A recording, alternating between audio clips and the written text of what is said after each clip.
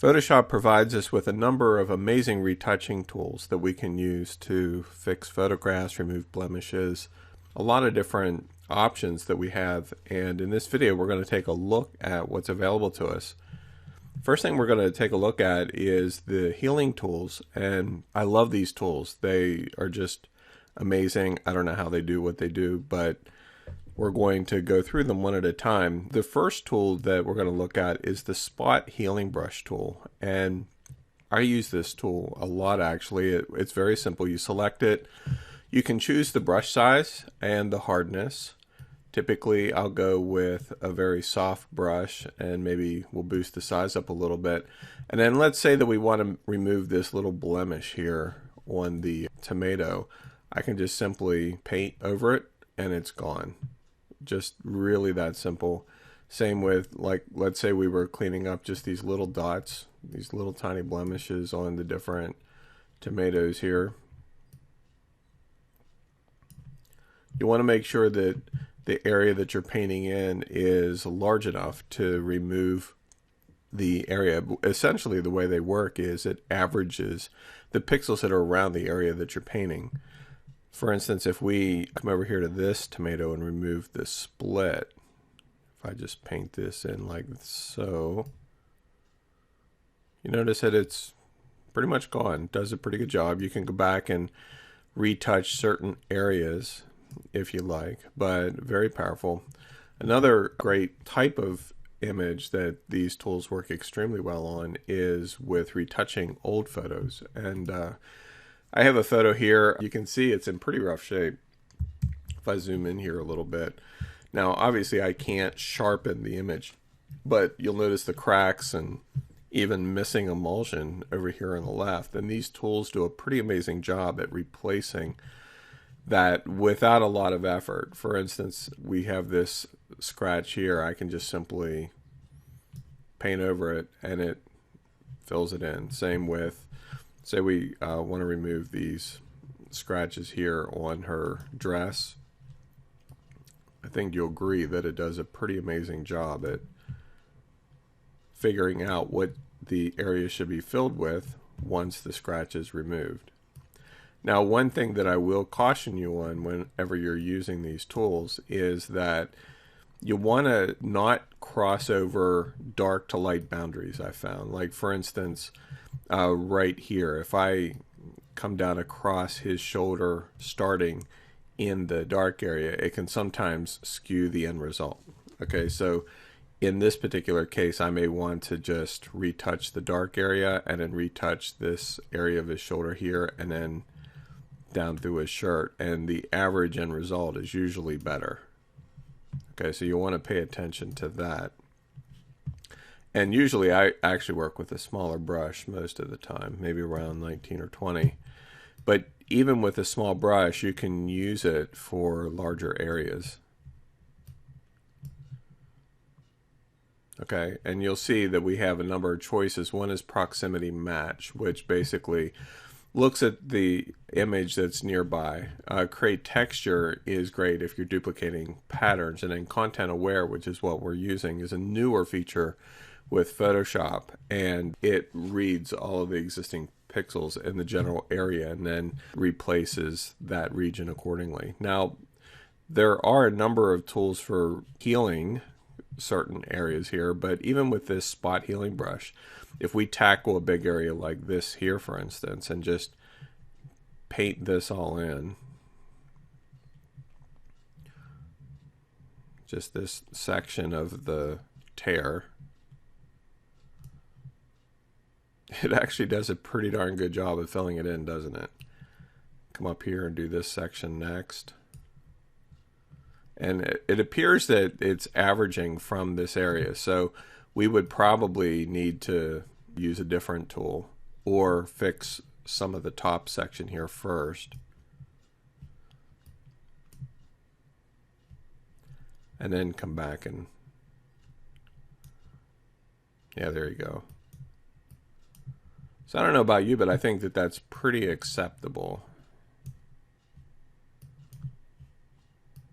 And so just with a fairly short amount of time, we can go through this picture and really restore it back to closer its original form just by using the spot healing brush. Now the healing brush tool essentially works the same way. If we go with a slightly smaller version, you'll notice that it does it on a grander scale. And what I found is that the healing brush tool tends to actually average things a little bit more. You'll notice that it doesn't maintain the level of detail. So it definitely has a very specific application, you know, not necessarily for retouching per se, but if you're working on removing blemishes in photographs or want to remove a cloud or something like that, it may be a better option for you. Because in this case, you'll notice where the spot healing brush tool gave us choices of content aware and all of that, the healing brush just pulls from sampled images, and it also will replicate with patterns. Okay, so to me it limits its function a little bit. The patch tool works very similarly, but I find it kind of cool. Let's go over here to a tomato picture that we had, and I'll show you how the patch tool works here. You'll notice that we have this blemish here on the tomato. It was actually in the tomato, and let's say that we wanted to move that. So what I would do is, with the patch tool selected, I would draw a line or a circle around the area that we want to replace. And then you'll notice that whenever I move the tool into the selected area, there's a little arrow that appears to the right. And essentially what that does is, if I left mouse click and drag to the right or to the left, whatever, you notice how it's sampling the image to the right. Whenever I release the mouse, what it'll do is it'll take that as an example and average it together with the pixels that are in the existing source area and use that to create a patch. Okay, so watch what happens. Now if I deselect, it did a pretty darn good job of removing that, didn't it? And then we could just use the spot healing brush to go in and clean up that tiny little line right here if that bothers us.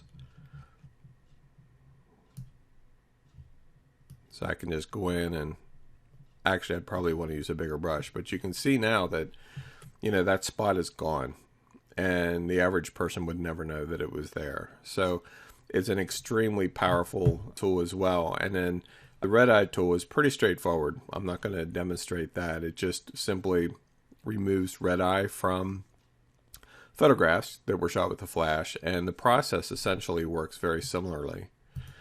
The next tool we're going to look at in this video are clone stamp tools, and clone stamp works very similar to some of the patch tools that we were just working with one huge exception, and that is that the clone stamp works with the source image. In other words, rather than use content aware fill like we were playing around with the healing brushes, you set a specific location where you're deriving your repair from. So for instance, if we wanted to remove this line right here, let's increase the size of the brush a little bit. And so I would either, if I'm on a PC, I would push the Alt key to set a source. On a Mac, it's the Option key. And so I would click, hold the Alt key down and click, and that sets my source. And then when I come down and start painting, you'll notice the crosshairs shows me exactly where it's deriving its source repair from. So it's not averaged like the healing brush was. It's a literal side-by-side cloning. I mean, you're cloning one area and going to another. Okay, so in some cases, that can actually work extremely well. Like, for instance, perhaps there's a certain area if you're retouching where the content aware tool just isn't working the way it's supposed to. So you can use a clone tool and have full control over what you're cloning and where. And one of the things that I like about it, I don't know if you can see it, but notice how whenever I move the brush, you can actually see where the clone, what is going to be applied. See, if I move it up here, you can see exactly what's going to be applied. It's going to be that grass area. And then like before, the crosshairs will show me where it's deriving its it's sourced from. So in some cases, if you're cloning a larger area, you may have to reset your point multiple times to fill in, and simply choose the Alt key and click, and that'll reset your source area. Okay. So again, another powerful resource for working in these tools. And one other tool that I forgot to mention here was the Content Aware Move tool. This is a newer tool in Photoshop, but essentially it works the same way, except on a much larger scale. Like for instance, let's say that we wanted to move this deer to the right, or maybe down into the scene a little bit more. You can simply, with the Content Aware Move, I can silhouette around the deer, and it doesn't have to be perfect, but just silhouette around the deer here.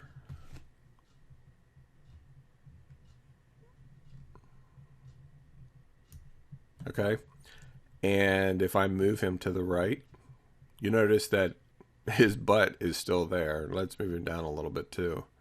But watch what happens whenever I release the selection. He vanishes. Now, it's not always perfect. You'll notice that there's some blurring and all of that. But the good news is that you can then go in and use some of the other healing tools or the patch tool. Actually, in this case, a patch tool might work really well. So I can just come in, select that area, and pull in a patch from right next door. And you notice that it repairs it pretty well. It works very similar to a clone. You notice that there's duplication there, but still across the board, it's a very, very powerful tool. You'll notice that up here around his head, there's really no repair necessary that we have to do. And along with that, the Content Aware tools are probably the most powerful. And there is a Content Aware tool that actually isn't in this toolbar, but is actually a Content Aware fill. And so if I select, say, this area, let's say that I don't want this dark spot here, okay? So I'm going to draw a selection using the marquee tool that we looked at earlier. I'm going to feather that edge just a little bit, just so that it's not such a harsh edge. We'll choose 5.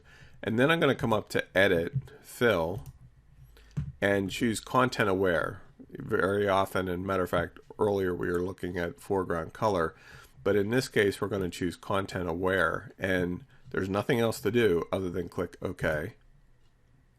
And you notice what happens.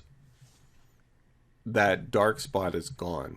So the Content Aware fill averaged what was going on in the area and filled that selection with that average, and it looks awesome, doesn't it? It really looks pretty amazing, and you would never know that that dark spot was there. So these are very, very powerful tools that you can use in a variety of fashions to create and edit and retouch your photographs in some pretty cool ways.